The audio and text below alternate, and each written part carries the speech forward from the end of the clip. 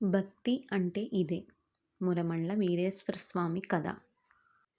నా చిన్నతనంలో మా నానమ్మ భక్తి అనే పదానికి అర్థం చెప్తూ మా మురమళ్ళ వీరేశ్వర స్వామి గురించి ఒక కథ చెప్పేది.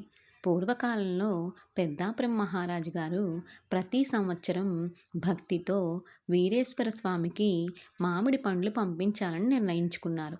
ఆ సంవత్సరం ప్రత్యేకంగా ఒక బుట్టలో 100 మామిడి పండ్లు స్వామికి పంపించారు. అప్పుడు వాహన సదుపాయం అది ఉండేది కాదు.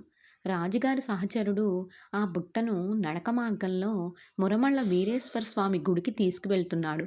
దారి పొడవునా ఎండ తీవ్రత, ఆకలి బాధతో చివరికి అతడు అలసిపోయి ఒక చెట్టు కింద కూర్చున్నాడు. ఆ సమయంలో తన ఆకలి బాధను తట్టుకోలేక మనసులోనే వీరేశ్వర స్వామికి భక్తితో నమస్కరించి ఇలా అన్నాడు: స్వామి, నువ్వు అన్నప్రసాద రూపుడివి. రాజుగారు నీకోసం పంపించిన ఈ 100 మామిడి పండ్లలో ఒక్క పండు మాత్రమే నేను భక్తితో తీసుకుంటున్నాను. దయచేసి నన్ను క్షమించు స్వామి అని చెప్పి ఒక మామిడి పండు తిని మిగిలిన 99 పండ్లు యథావిధిగా స్వామి గుడికి చేర్చాడు.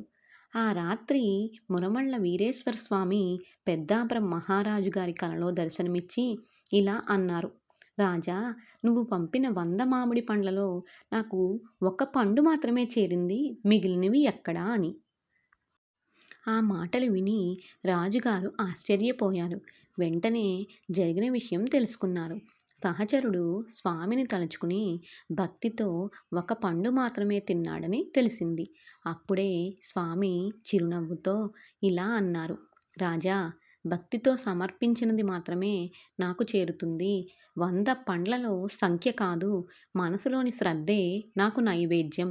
అప్పుడే రాజుగారికి సత్యం అర్థమైంది. భక్తి అంటే 100 మామిడి పండ్లలో ఒకటా అనే లెక్క కాదు. ఒక్క మామిడి పండులో ఉన్న 100% భక్తే నిజమైన అర్పణ. అందుకే మా నానమ్మ చెప్పేది భక్తి పరిమాణంలో కాదు, భావంలో ఉంటుంది అని. ఈ స్టోరీ కనుక మీకు నచ్చితే ఒక లైక్ చేయండి. మీరు మీ పిల్లలకు భక్తి అంటే ఏమిటో వివరంగా చెప్పండి.